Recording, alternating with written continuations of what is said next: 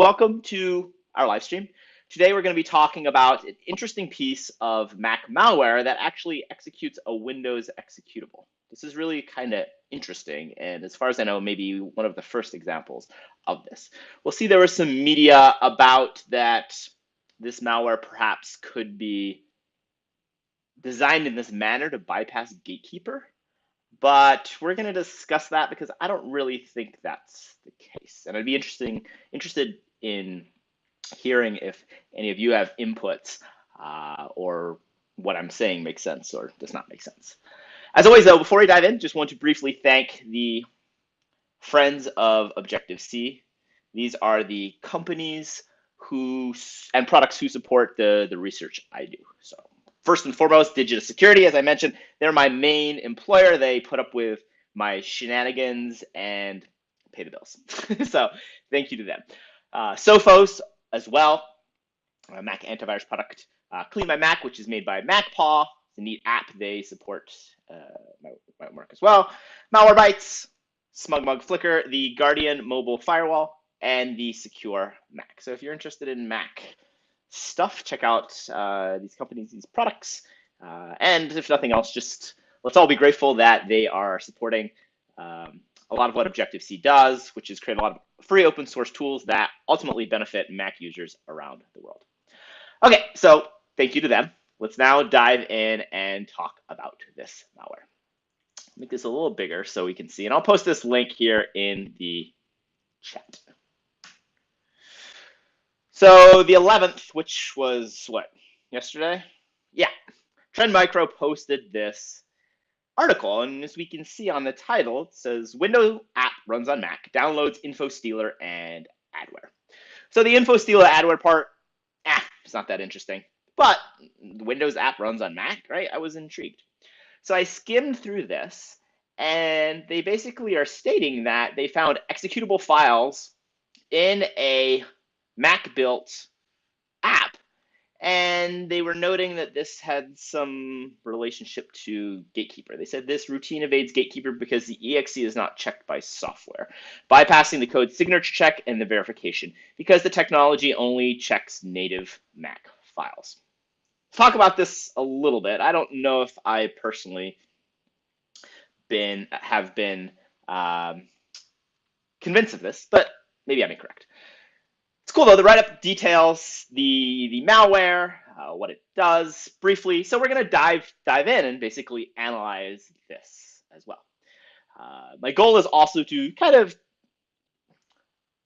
pull back the curtain and show you kind of how I do some malware analysis. If you have questions while I'm going through this, feel free to post them in the chat. I can read that and respond to you as well. So the first thing we want to do is we want to get a copy of this malware. And I meant to post this earlier today, but I forgot. My bad. I will post, though, this malware later so that you can download and play around with it. So the first thing we want to note is in the write-up, they include a name of the malware. So what we can do is we can hop onto VirusTotal and we can search for this. Make this a little bigger. So we can do this by searching for name. So if we type name : and then the name of the malware, which was specified in the write-up, Trend Micro's write-up, we can hopefully see that, yes, indeed, there are various samples of this malware on VirusTotal, which is great. We can see the detections for it. It's really not that helpful. A lot of like generic stuff. You can see it's like generic Win32, which is assigned to Windows.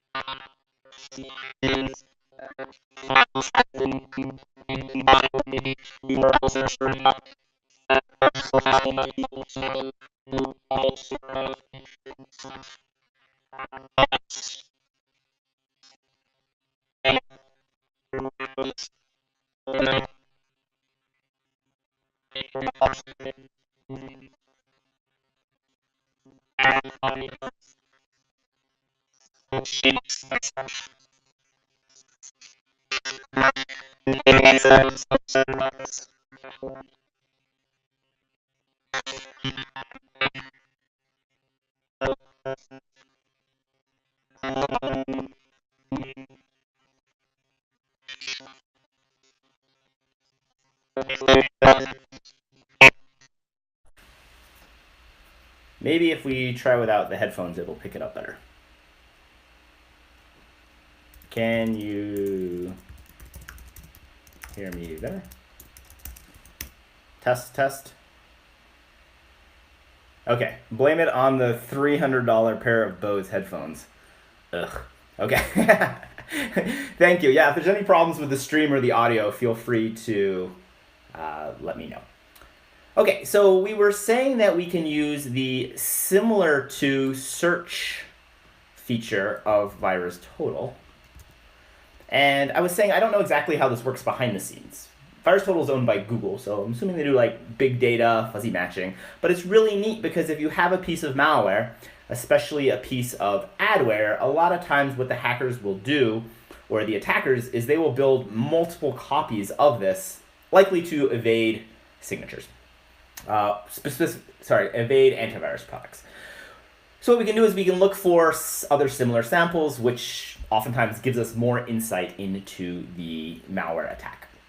So here we can see that there are various files that are related to the malware we're looking at. And we can see their file names follow a similar pattern, right? It's kind of like popular name underscore some version. So we can see Clean My Mac, CyberGhost,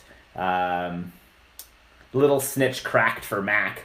And if we go back to the write-up by the Trend Micro researchers, I'm pretty sure in here they say that the samples are available for download via various torrent websites. So if I had to guess, so VirusTotal apparently is owned by Chronicle, which is independent or not owned by Google, so I was wrong, so I stand corrected in that case. We mentioned these are likely being distributed on Tor sites, which makes sense if we look at the names, right? It's like Little Snitch Cracked. Little Snitch is a popular Mac firewall product. It costs $40-50 or some amount of money. So a lot of people are probably looking for a free version. So what the hackers or malware authors are likely doing is creating a version that of malware that looks to be a cracked version, hoping that the people will download it, run what they think is a cracked or pirated version, and then the victims will be infected. So I always like to say it's actually not the best idea to download pirated applications, and I'm not saying that from an ethical point of view. That's kind of a separate discussion. But what a lot of malware authors and hackers will do is they will crack an application and then inject malicious code.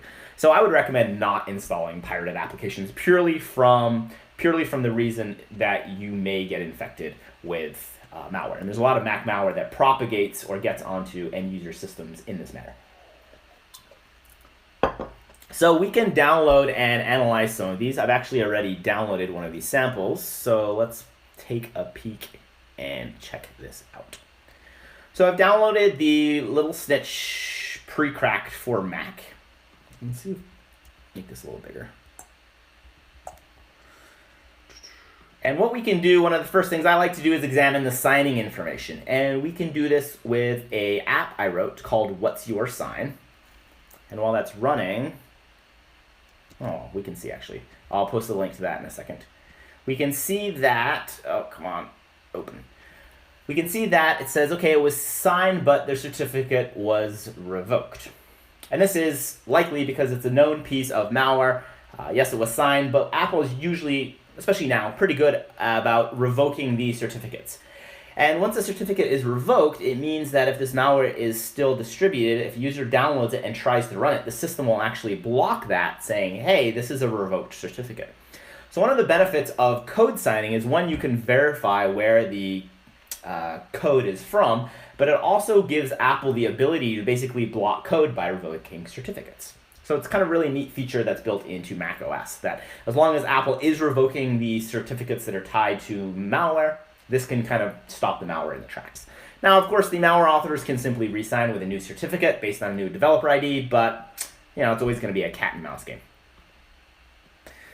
We can also check the code signature from the command line. Oh, let's first post the link to what's your sign. Here it is. I think we talked about this last week as well. So this is a simple utility. It just adds the a right-click or command-click option to the Finder window, so very quickly you can check on the code signature, entitlements, hashes of a file. So I use it a lot. In this case, it's the certificate. We can see very quickly it's been revoked. You can click on View Hashes, and you get hashes for files. So if you want to Google search this, etc., etc. So a neat little utility. Check it out. It's also open source as well. We can also check the code signature from the command line, which we can do with a terminal window. So if we say code sign -dvvv, which is like verbose, verbose, verbose, and then you paste the application.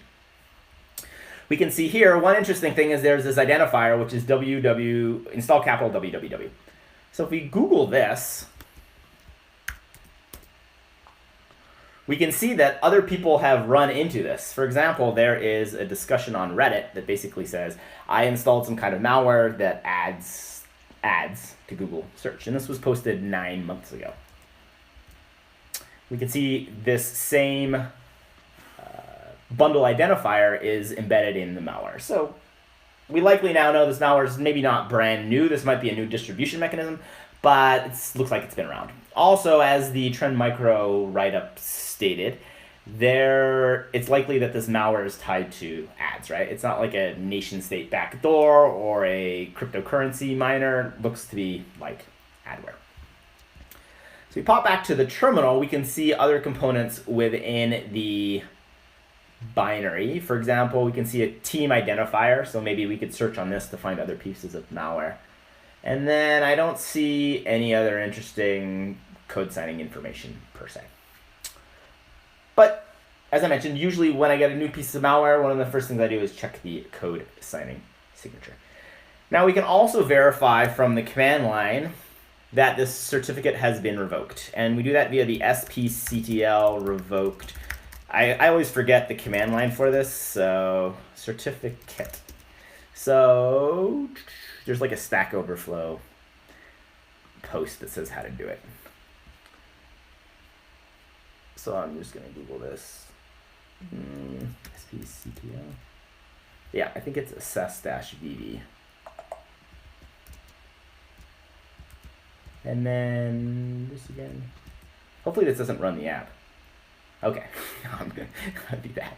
We can see that it comes back with this certificate revoked. So the code signing utility, I think there might be a flag to show that it's revoked, but normally when you run it, even with the triple verbose flag, it just gives you code signing information. It doesn't tell you that it's actually been revoked. But if you run it, here, and I'll paste this in the chat, via the spctl, it's another built-in macOS utility that will tell you that, in this case, we can see that the certificate has been revoked. So we know this means that the malware is on Apple's radar, they've revoked the certificate, and it's not going to infect new users. All right, so let's move on. Back to, we're still in this terminal window. Let me just, desktop, it's mono. The other thing I like to do is we can look at the package bundle. So we can cd into this app bundle. App bundles are just directories, right? They're named .app. In Finder, they appear to be, an icon you can double click in, but from the file system's point of view, they're just files, directories rather. So there's going to be a contents directory, and we can see there's an info.plist file, the standard macOS folder, standard resource folder, and then this thing called mono bundle, which is strange, but we'll see why that makes sense. So if we look at the info.plist file, okay, it's binary, so we can convert it with pl util -convert XML1. Nope. Damn. Oh, convert. There we go. I always forget all these things. All right, cool. Now that we've converted that, we can see information in that. So again, we can see that bundle identifier, install capital. And I mentioned other people saw this in terms of malware, but if we look at this second result on Google, we can see that it is a pay-per-install software monetization company. What that means is basically it's a company that says, hey, we will talk to developers, we'll get their products, and then we will set up a scheme where we get other people to install their products, either willingly or unwillingly. And if every time, say a product gets installed, they will pay out maybe 1 cent or 5 cents to the person who got it installed, and then the company who gave the product to this install capital company will pay them. So basically it's a way for shady companies to get their apps installed. So a lot of times what malware authors will do, and this is kind of how adware schemes work, is they will basically, if I'm a hacker, so I put on my black hat, I say, okay, I know how to hack Macs decently well. I'm going to crack the latest version of Photoshop, and that hasn't been cracked yet. I'm going to put this on Pirate Bay or torrent websites, and I'm going to add something in it. What should I do to add money or to make money? I could do a cryptocurrency miner, or I could go to somewhere like Install Capital and sign up and basically install whatever their customers want. And every time someone is infected with my malware and my malware installs this software, then I get paid. So it's basically a adware distribution mechanism. So Install Capital, shady. They are at least somewhat related to pushing out malware. So it's interesting that that bundle identifier is in here. Again, it could be all made up. Someone could have spoofed this, but in this case, I don't think that's likely. We see a few other pieces of information that are interesting here. We can see this thing called mono bundle executable, and it's set to installer.exe. That's weird because we're on Mac. Why is it referring to exe? You can see a minimum version is set to 10.7. That means this will run on anything macOS 10.7 and above. We can see the main executable is called installer. This is the CF bundle executable is what gets run when you double click on that app bundle. So that's always a good thing to check because you can tell what is going to get executed if the user were to double click on this. And then the rest of this is pretty standard stuff. So most interesting pieces of information, again, are this is the name of the binary that will get executed when the app gets double clicked. And then that bundle identifier pointing to this install capital group. And then finally the mono string, mono installer. That's odd. So we are still in the contents directory. So we can cd into the, macOS directory. And here we see the installer binary. This, as I mentioned, is what will get run when the application is double clicked. So we can run the file command on this. Let me move this up so we can see this in the stream. And we can see it's a macOS 64-bit executable. Cool. Again, we can check the code signature on this. Signed in the same manner as the application bundle. Might be easier to see this in the UI. So we can do show package contents and browse into this as well. So this is the standard application bundle. Now there's this mono bundle folder here, which is not common to Mac apps, right? If you look at, for example, applications, show package contents, there's that macOS folder, there's the info.plist, but there is no mono bundle. So that's something unique to this. And if you've heard about mono, what mono is a cross-platform, my understanding, it's a cross-platform .NET framework, which means you can write a .NET binary, and then if you ship it with this mono bundle and libraries, it will run on other platforms, for example, on Mac OS. So within this, we see this installer.exe. This is odd. We're on Mac. Why is there an exe? So let's look at the file content of this.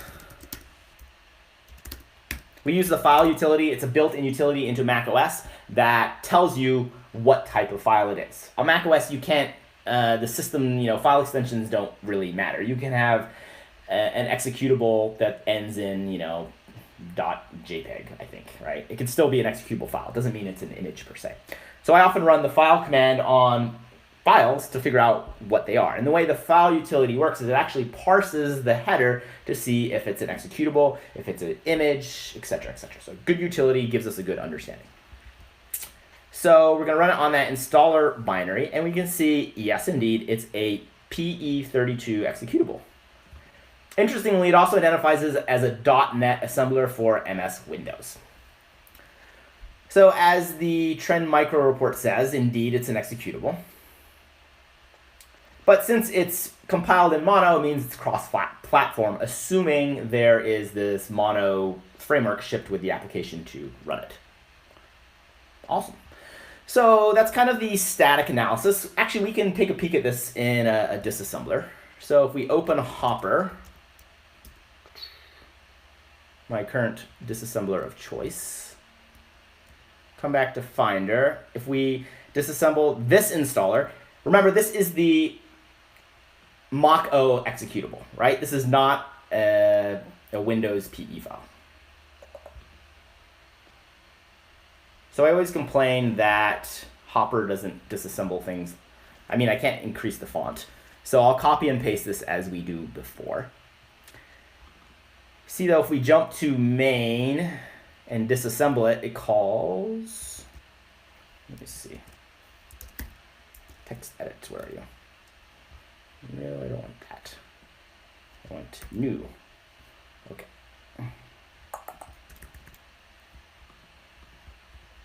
I'll just make the disassembly bigger. We can see the only thing the main function does is calls this xmarin main. And if you Google xmarin main, because I had no idea what it is, there's a Microsoft document talking about creating cross-platform UI toolkits for .NET. And I don't really want to go down this rabbit hole, but this is likely the entry point to a cross-platform executable to, have a logic. So we can double-click on that in Hopper, and this will bring up a massive function.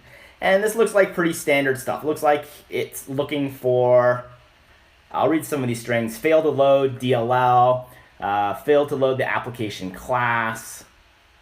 This application requires the Mono framework version. Could not find the executable. Okay, so looks like what it's doing is likely, when this is launched, looking for an executable, a Windows executable, or I shouldn't refer as a Windows executable, a .exe, a PE32 file, and then maybe can run that. So let's try to disassemble that other installer, the installer.exe, which is in the same application package. We can see that Hopper identifies it as a Windows PE file, but as we'll see, the disassembly fails, basically. And this is because Hopper's not really good at disassembling .NET binaries. There's a lot of .NET decompilers, but they all run on Windows. I don't have a Windows VM or a Windows computer, so not really going to dive into analyzing this. Also, the free version of IDA Pro doesn't ship with the .NET decompiler. But if you're doing analysis of this and wanting to dive deeper, probably it'd be good to analyze this. Right, so to reiterate, we have this Mac application which looks to be compiled via Mono, which is this cross-platform mechanism and provides a way to run Windows executable. So now we're going to do some static analysis, and we're going to show that we can analyze what the malware is doing, because anytime a piece of malware is compiled into one of these cross-platform frameworks, or something that is going to be doing kind of like almost emulation, it gets really painful to analyze, because the way Mono allows a Windows executable, for example, installer.exe, to run on Mac is that it loads it all itself, and it will translate the basic instructions, the .NET instructions, into native Mac code. So it can run on a Mac computer. So if you're analyzing this binary, you're going to have to deal with kind of that VM and its interactions, and it just gets really painful. So what I normally do is when I'm analyzing a piece of malware like this is I will just run it in a VM, and I will use dynamic analysis, a debugger or other utility, to see and observe what it's doing. You know, what network calls, what files it's touching, what processes it's launching. And this very quickly gives me a good idea about what the Mac is doing. What the malware is doing, without having to spend hours and hours digging into the binary code reverse engineering. So we're now going to hop into a virtual machine, and we're going to actually run the malware, and we'll poke around in a debugger, and we'll see we can get some insight into what it's doing. So the first thing we're going to do is we're going to start this proc info, let's see, it's on the desktop, utility, run this as root. Yeesh.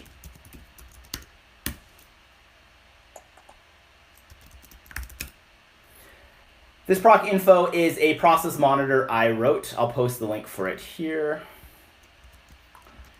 Proc info. Here it is.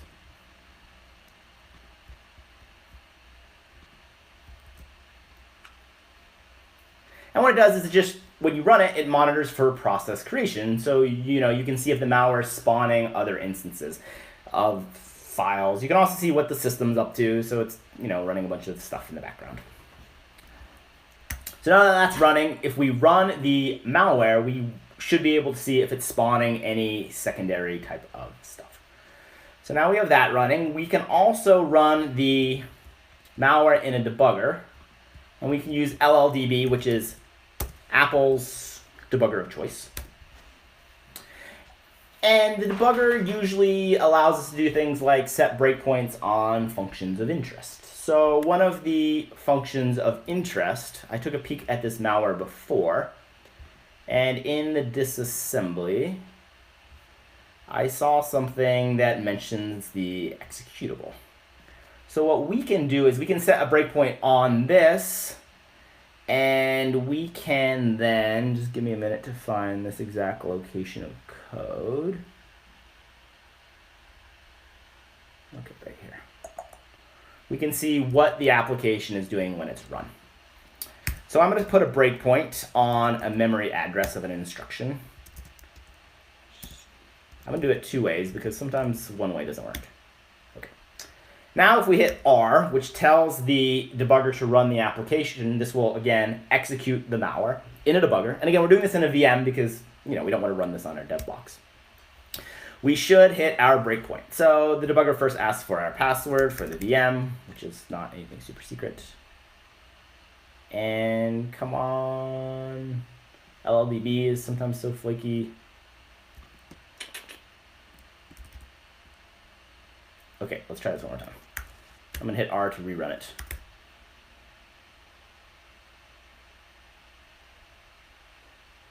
Okay, obviously it's not hitting this breakpoint.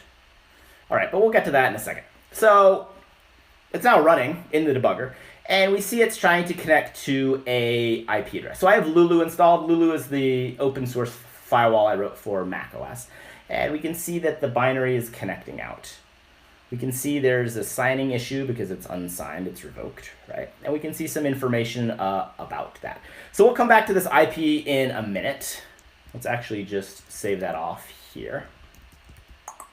And we will try to, well, we'll allow it for now because, you know, malware authors worked hard. I'm going to try to get this breakpoint working one more time. So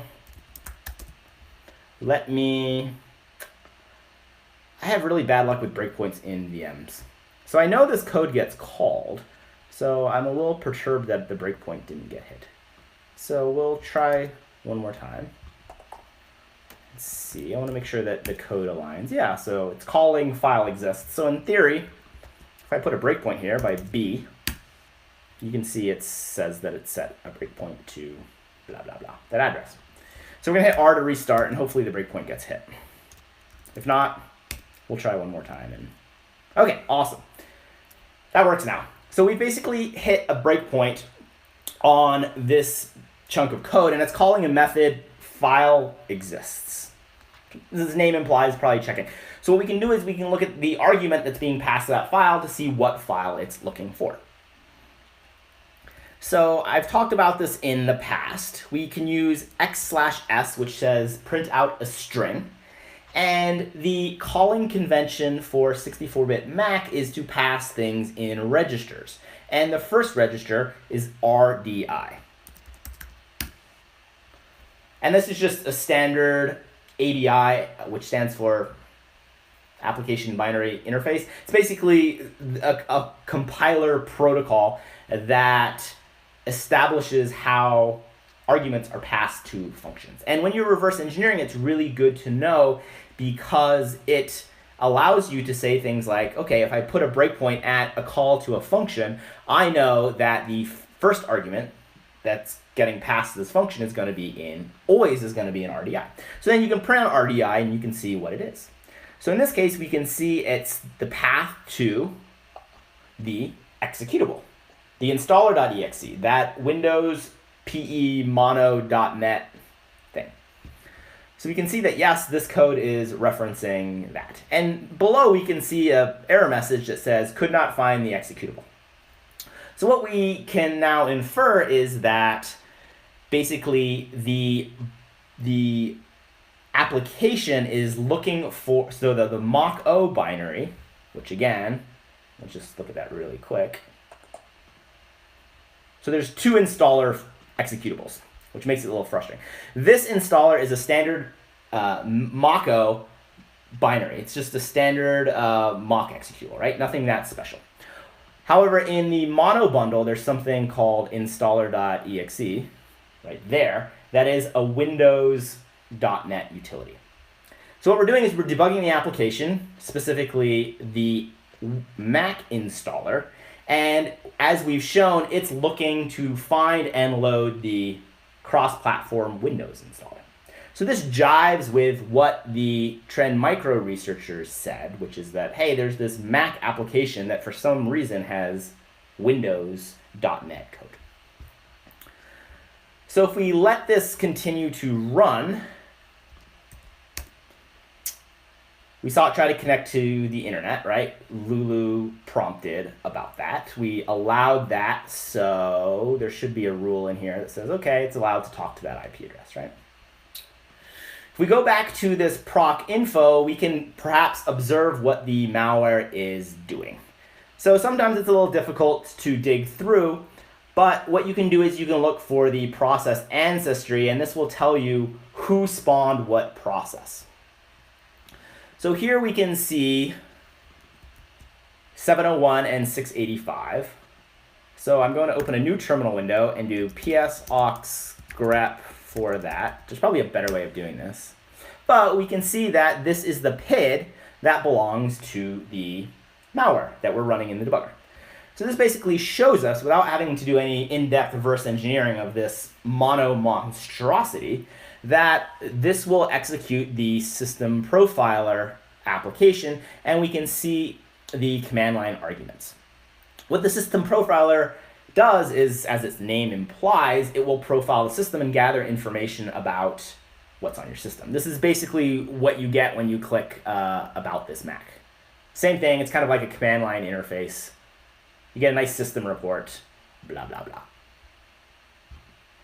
You can also pass the -XML flag, which will generate XML for you, which is nice for a utility to ingest.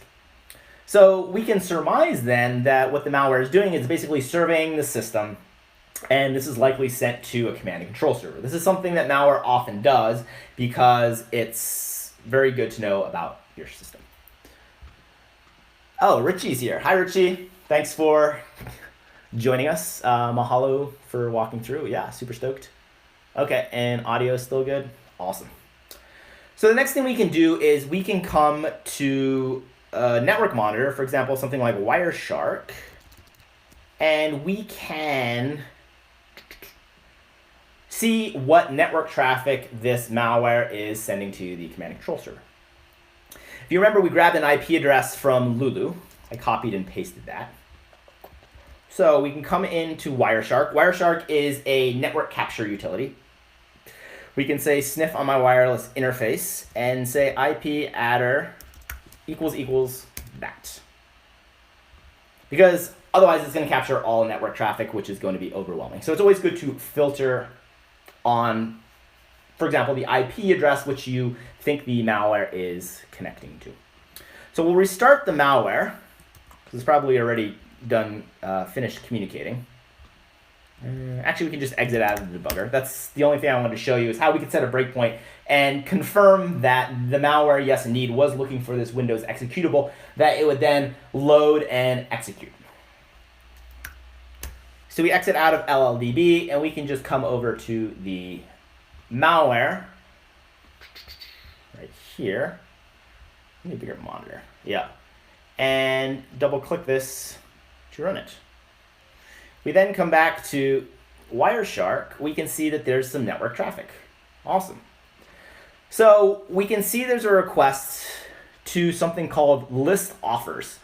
So we can click on that and we can say follow TCP stream, or actually HTTP stream, and that will nicely, can I make this bigger?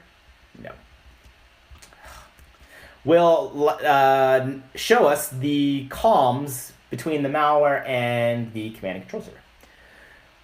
So the load PE is kind of interesting.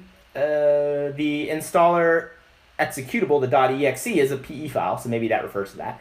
List offers likely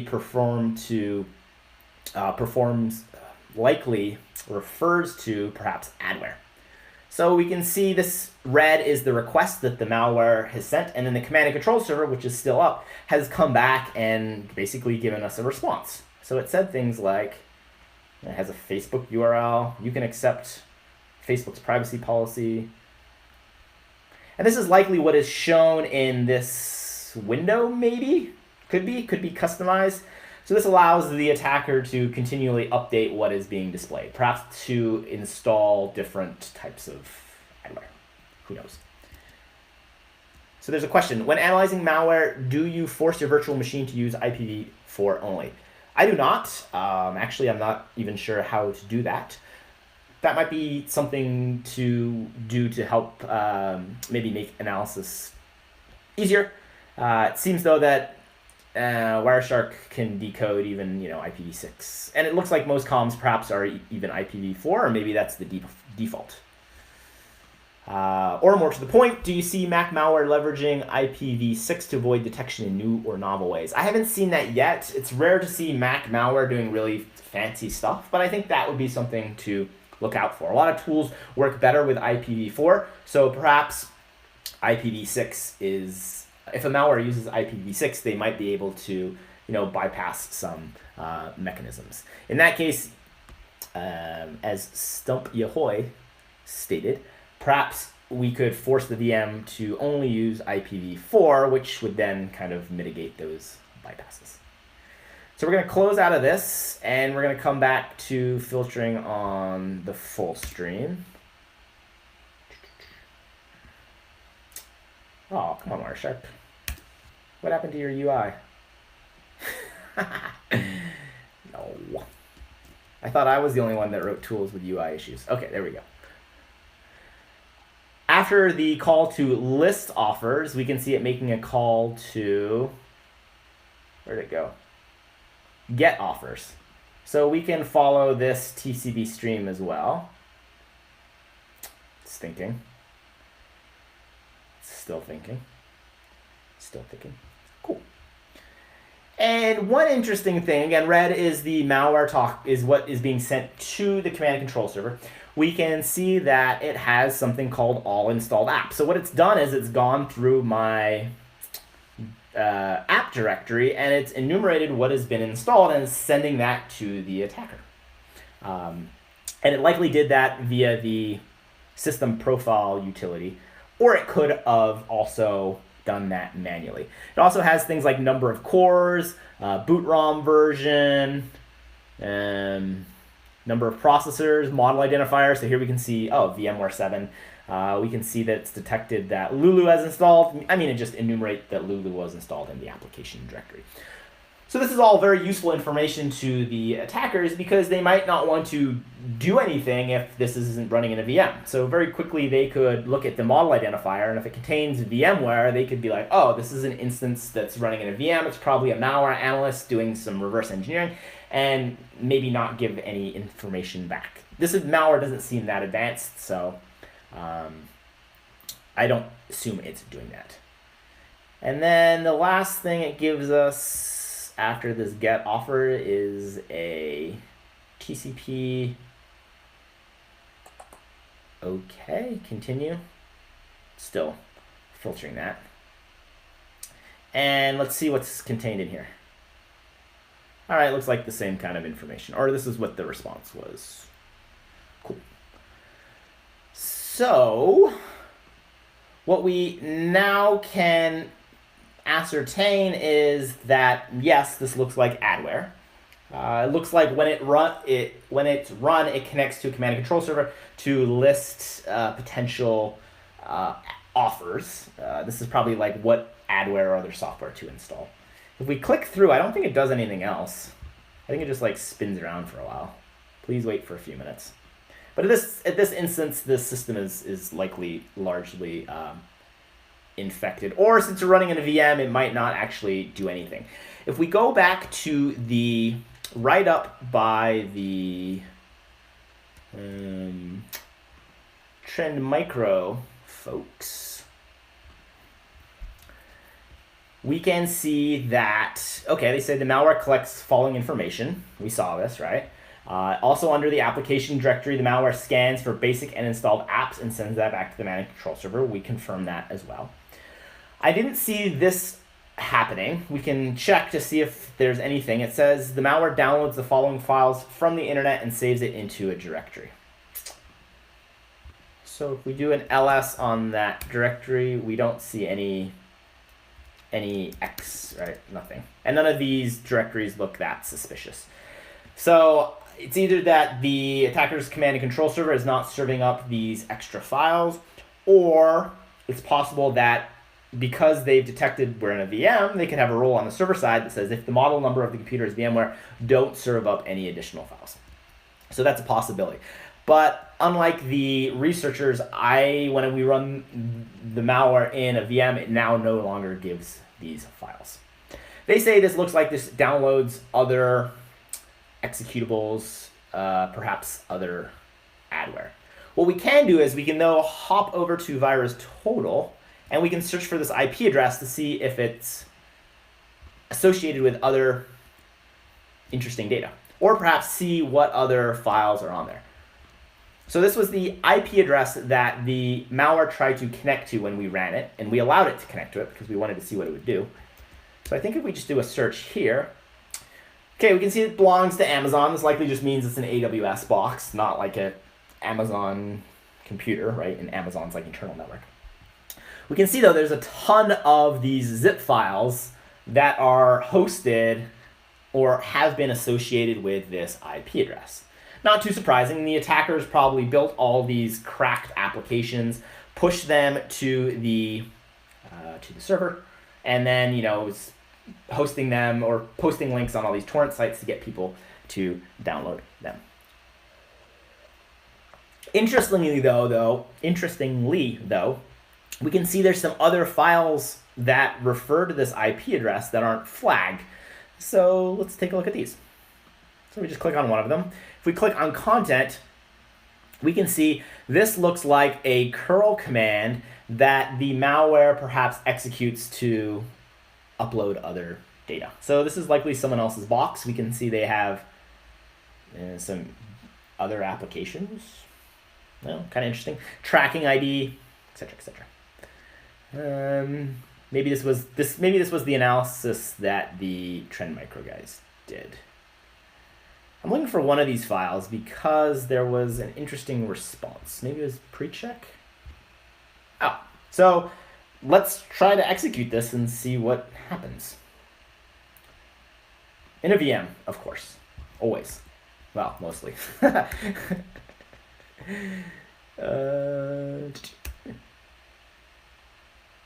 Okay, cool. Well, Lulu, the Guardian, says curl is trying to connect. We're going to allow it because we want the malware to do that. And we can see that we made a request to pre-check, and it comes back with some interesting things. We can see it gives us a hidden directory and reference to MacKeeper. MacKeeper is an interesting application. It's controversial, let's just say. I'll leave it at that. And then some other scripts. And here we can see this directory x24 that in the original analysis, they talked about this directory here and said this is where the files get downloaded to.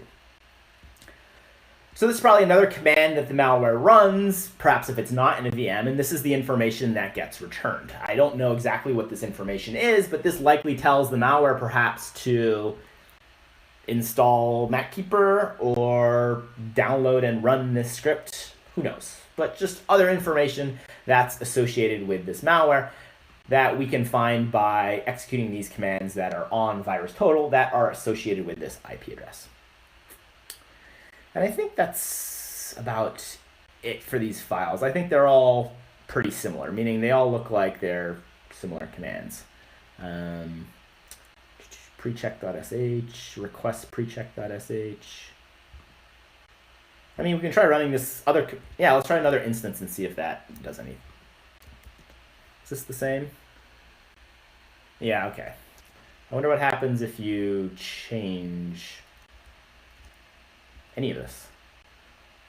Probably nothing, but maybe. Yeah, who knows? Who knows? So let's just see if there's anything else interesting here on VirusTotal. There's these DAT files, content. Looks all pretty similarly related. Terminal BW, offer 6, check post. So it looks like it's all related to the same kind of activity, which is once the main or initial piece of malware is run, it will connect to the command and control server and basically ask for tasking to install other pieces of malware. This is very standard for adware because what it allows the attackers to do is just change up what pieces of adware they install. And that's based on probably who's paying the most from these adware companies. Awesome. All right, so that's kind of a wrap up of the analysis of this. I want to kind of talk on the interesting component about this because there was a lot of talk about Gatekeeper. So Mac, Windows, Gatekeeper malware. Right, and it's like bypassing Gatekeeper. And, you know, I'm like, news maybe? I don't know. I don't want to like pick on the people who wrote this article, but the reasoning behind that was it basically said that Gatekeeper does not examine the executable file because it is not a standard Mac file format. Take a step back and talk about what Gatekeeper is. So Gatekeeper is a built-in security component of macOS that anytime you download and run a file from the internet, it examines the code signing certificate. And so if we can see that by opening the system preferences pane. No, don't check for updates. Security and privacy. Oh, come on. We can see in this window right here, this is Gatekeeper settings. And the two options are from the App Store or the App Store and identified developers, which means it has to have a valid code signing certificate. This means if you download something from the internet that is unsigned or has a revoked certificate or signed with a certificate that does not belong to a valid Apple developer ID, that will not be allowed to execute, even though you've double-clicked it. And this is a really good thing because it sets the bar higher for malware attackers. Awesome. So there is one statement that says, the samples I haven't gotten to you yet disabled Gatekeeper via SPCTL after gaining root in second and third stage. And that's a great point, and I want to get to that to a second. Reading the analysis, though, at least to me, it seemed that it implied that Gatekeeper could be bypassed perhaps in the initial infection vector because the executable is not signed. Sorry, the executable is not a native Mac file format. Therefore, Gatekeeper is not going to validate that, and that's true. But remember, the first thing that gets run that launches that Windows executable is a standard macOS binary. It's that installer component. Right here. Let's look at this again. Oh, show file contents. Show package contents. Where did we go? Finder, where are you? Right here. So when you double click that application, it's going to run this right here. If we analyze this file, it's a standard macOS 64-bit binary. This means Gatekeeper will validate this and check this. So there's no Gatekeeper bypass in the initial infection vector. So as soon as the certificate is revoked by Apple, or if this was not signed, it's not like it magically gets to run because it has this executable within it. Gatekeeper is still going to validate the application bundle and block the application from running. Now, the point that was made in the chat, which is definitely valid and correct, is that subsequent steps of the malware, perhaps in the second and third stage components that it downloads, can disable and turn off Gatekeeper. From a malware's point of view, I'm not really sure why it does that, because it already has code execution on the box. And if you are downloading something programmatically, Gatekeeper doesn't come into play, generally. It only is when the user is clicking and downloading something. So yes, it's a way to kind of reduce the security of the system, and I guess in the future, if users are coerced into downloading other unsigned executables, then if their Gatekeeper is off, the system is kind of more vulnerable to those attacks. So that's probably what the malware authors are doing in that case. I mean, do you have any other ideas? I'm really kind of at a loss here about the Gatekeeper angle because the malware itself doesn't really bypass Gatekeeper. I mean, it turns it off while it's being run, after it's run, which is, makes the system less secure. But Gatekeeper, my understanding is it still will block the initial execution of the malware. So it's doing its job. But again, that's my current understanding of this. So if I'm wrong, I would love to be stand corrected. So we'll chew on that for a second. Just close some of this stuff. So again, the main executable that's run when you double click the app, that's going to be validated by that, by Gatekeeper. And Gatekeeper will block that if it's not validly assigned. The executable that's in the mono bundle will not be validated. And in that sense, it would be blocked. Okay, so we have some questions.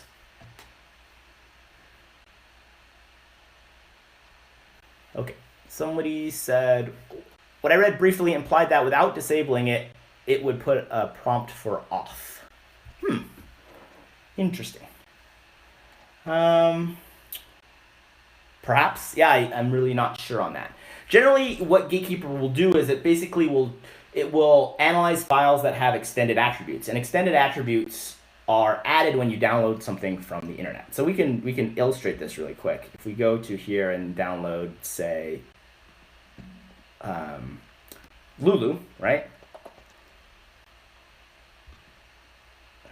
Just download this. Oh, did I already download it?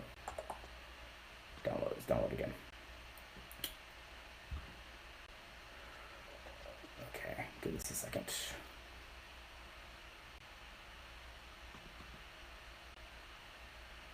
Okay, this is Gatekeeper, right? It says Lulu installer is an app downloaded from the internet. Are you sure you want to open that? And this is because if we look at this file, we can see that it has an extended attribute, dash P maybe for print. Should have a quarantine flag set. Maybe I lied. Yeah. So here we can see it has the com.apple.quarantine. This is added by the browser and the system when you downloaded something from the internet. And so when then you go to run this, for example, double clicking it, Gatekeeper jumps in the way and basically validates that to make sure that it's signed. So for example, here, if Lulu was not signed, it would not be allowed to run. I'm going to click cancel, which blocks this. What we can do though is we can manually remove that quarantine attribute. So we can do xadder-rc, which recursively clears it. And then if we come back and run it again, there should be no prompt, right? So malware, if it's going to download and run second stage code, it can always just manually invoke the xadder-rc. So what the malware could do is download, like, second stage adware.dmg or .package or whatever, remove the quarantine attribute manually and then run it, and Gatekeeper would not come into play, right? Because once this quarantine attribute is removed, Gatekeeper is not going to block that. Now, this isn't a Gatekeeper bypass because, again, you can only run this once you already have access to the system. But to me, that's why it doesn't really make sense to go in and disable Gatekeeper unless you're worried about losing access to the box and then perhaps trying to reinfect the user. But again, my point is this malware, when it gets to a user system and they double click to run it, it will be blocked by Gatekeeper. And so I don't really see any Gatekeeper bypass here. Cool. So that is kind of the Gatekeeper component of this. I think there's perhaps a little bit of a misunderstanding. The malware does disable Gatekeeper once it's already on the box. But to get on the box, it somehow has to get past Gatekeeper. And in order to do that, the fact that it has this mono executable, this Windows code in there, as far as I can see, doesn't provide it a way to bypass Gatekeeper. So that's kind of a wrap for this piece of malware.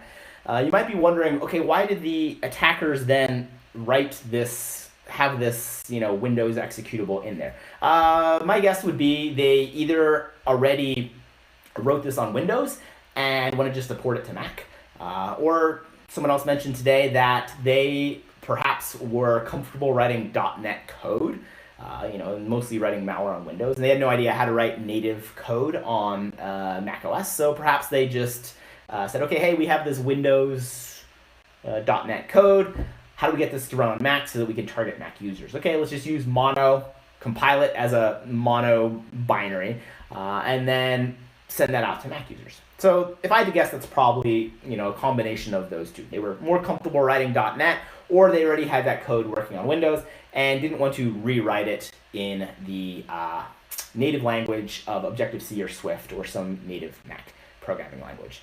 So we've seen malware authors do this before, right? It's just a way for them to target Mac users.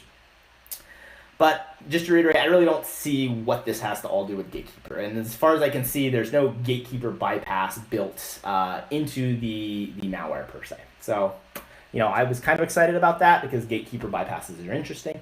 But I think any user who tried to download and run this, especially once the certificate has been revoked, Gatekeeper would come into play.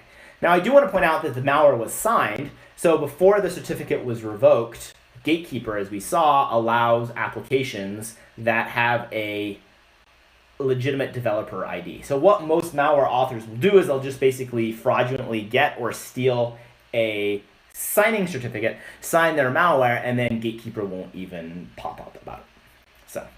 But that's a pretty standard thing, and that's not anything that's super novel.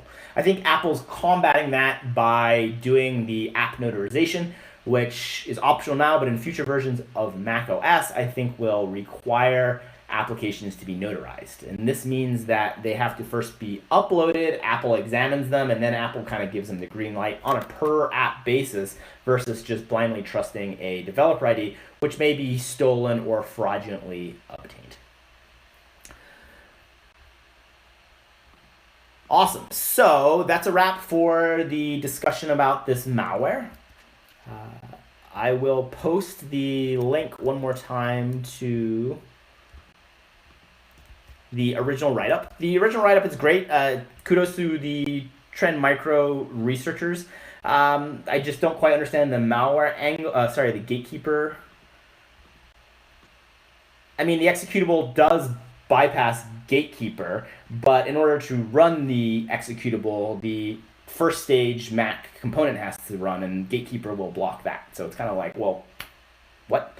I will also post the files we uncovered from VirusTotal on the Objective-C malware page, so that if you want to download and play along with them, you can grab those there. So I'll just post that link here as well. Okay, so I'm just going to scroll back and read some of these questions.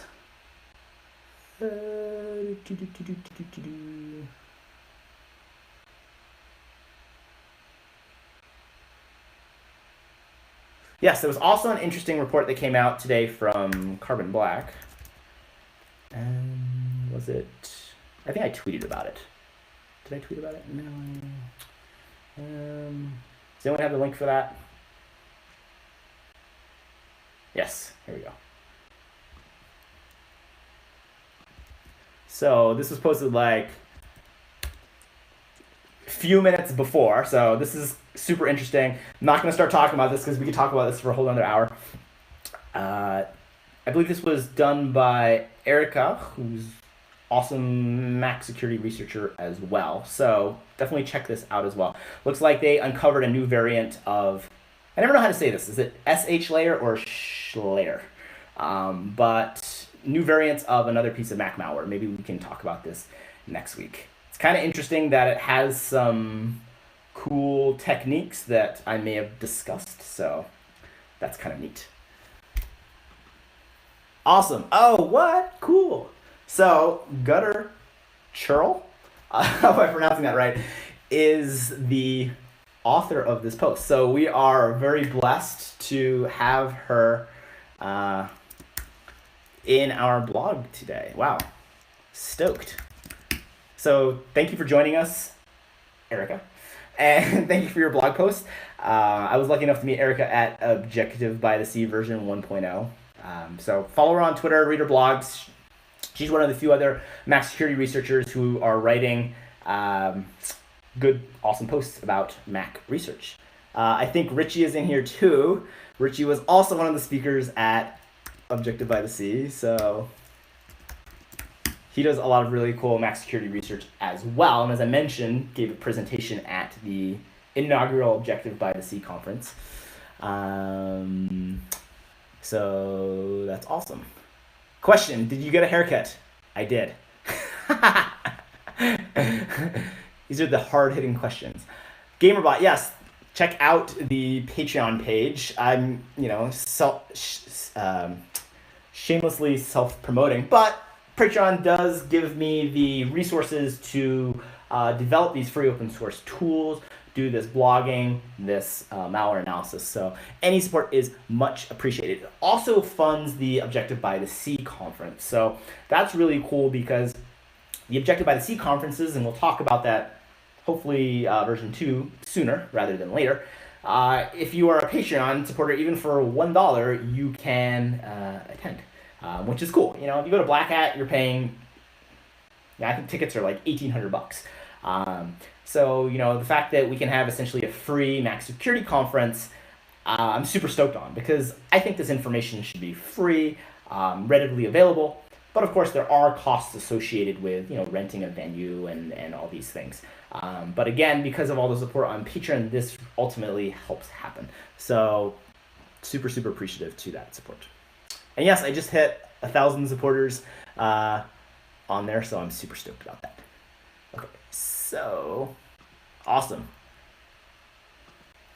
Who? No logic hex also says, who else do you have here that present at I don't know who. Wow, this is awesome. That's a good point. So we have another speaker from the conference here. So we should like rename this Twitch stream to like Objective by the Sea speakers. And I'll stop talking because the presentations that they all did were incredible. So it's kind of awesome that we have here. And I know Stuart also came to the conference. So that was awesome. So I got to meet him in person and his lovely wife. Stuart's also a Patreon supporter, so mahalo, Stuart. Really appreciate that as well. So yeah, it's like kind of all the people who are really interested in Mac security are like hanging out here on Twitch and at the conference. But I mean, that was one of the reasons I wanted to organize this conference, because I knew a lot of you from online. Like I read your posts and your blogs and we talked on Twitter, and that's awesome. But I kind of wanted to meet you all in person. So it was really awesome that we could all get together on Maui and, drink Mai Tais and talk nerdy, just about Mac stuff. Like I was, selfishly super stoked to be able to hang out with y'all. So Mike says we should all hang out in Hawaii. I agree. Version 2.0 of Objective by the Sea is going to be in Europe. Mix it up. But there will be 3.0. God permitting. Universe permitting, I should say. Robot overlords permitting. And that will be back in Hawaii.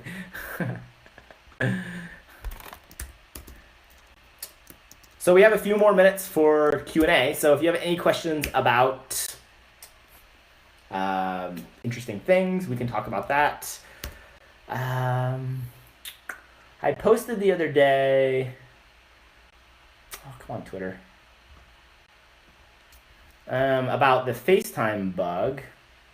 I don't know how to do this. Let me just go to here. I wanted to see my tweets.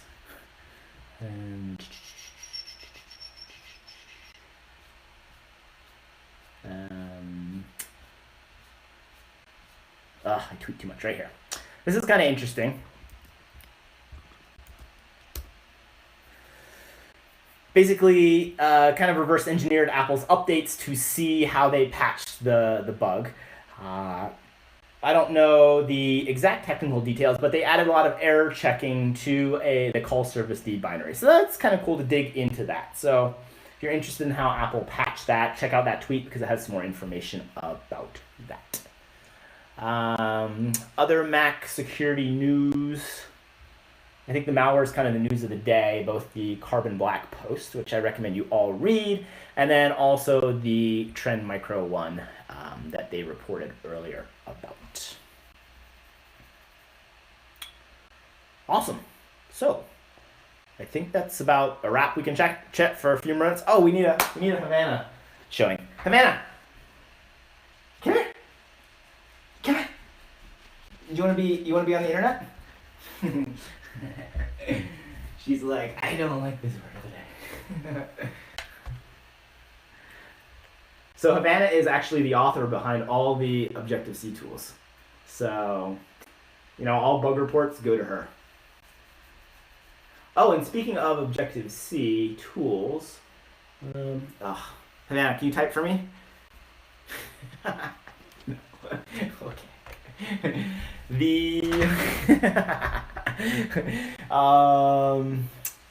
I tweeted about this as well. I think Objective-C did, actually. Objective-C. Okay. Lulu is in beta. So Lulu is the free open source. I'm laughing. No Logic Hex said, can Amanda speak at Objective by the Sea? I mean, I can ask her. She probably just talks about about hunting chickens, but she would just like bound through the audience chasing people. But maybe the next one in Maui, I'll bring her and she can hang out. She'll be the star of the show.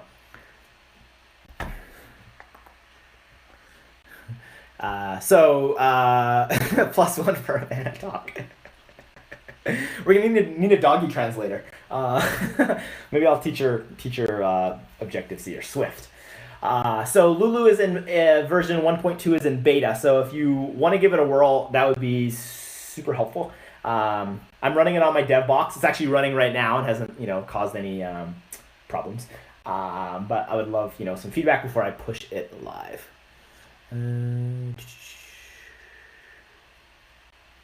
Okay.